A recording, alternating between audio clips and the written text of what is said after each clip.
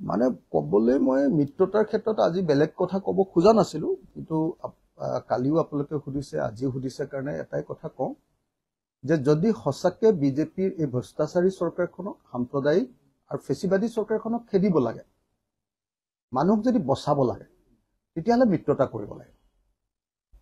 আৰু মানুহক বচোৱাটো যদি উদ্দেশ্য নহয়, যদি নিজৰ দল বচোৱাটো বা নিজৰ কেৰিয়াৰ বচোৱাটোহে আমাৰ উদ্দেশ্য হয়, তেতিয়াহ'লে মিত্ৰতা নকৰিলেও লোকচান নাই।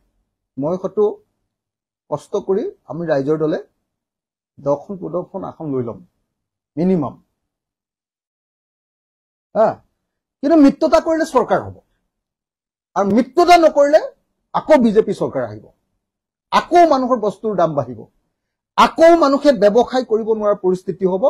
আৰু আপোনালোক সাংবাদিক আৰু আমি সাধাৰণ মানুহ, বা মই যদি MLA হিচাপে চাওঁ, আমি লেজিসলেটৰ বিলাকেও আনকি কথা ক'বলৈ সুযোগ নাপাম, আমাৰ ডিঙিটোত টেপা মাৰি ধৰিব, গণতন্ত্ৰ নাইকিয়া হ'ব, ৰাতি এনকাউণ্টাৰ কৰিব, কোনো গণতান্ত্ৰিক ব্যৱস্থা নাথাকিব, মানুহৰ ঘৰ, সংখ্যালঘু মানুহৰ ক'ৰবাত ঘৰ দেখিলে ভাঙিব, আৰু সংখ্যালঘু মুছলমান মানুহৰ ঘৰ ভাঙি এই হিমন্ত বিশ্ব শৰ্মা চৰকাৰে হিন্দুৰ ভোট ল'বলৈ চেষ্টা কৰিব, আৰু বাকী সময়খিনি জয়ন্ত মল্লৰ নিচিনাকে লুটন দি থাকিব। যদি আপোনালোকে বিচাৰে বিৰোধী পক্ষবিলাকে যে নহয় হিমন্ত বিশ্ব শৰ্মাই লুটন দি থাকক, আৰু তেতিয়াহ'লে এলায়েন্স নালাগে।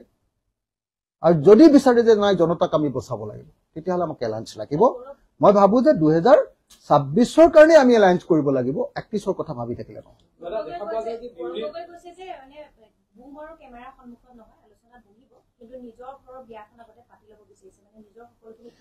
মানে মই আপোনালোকক এটা কথা কৈ থওঁ যে আলোচনাত আমি বহিছো, এনে মিছা কথা কৈ লাভ নাই।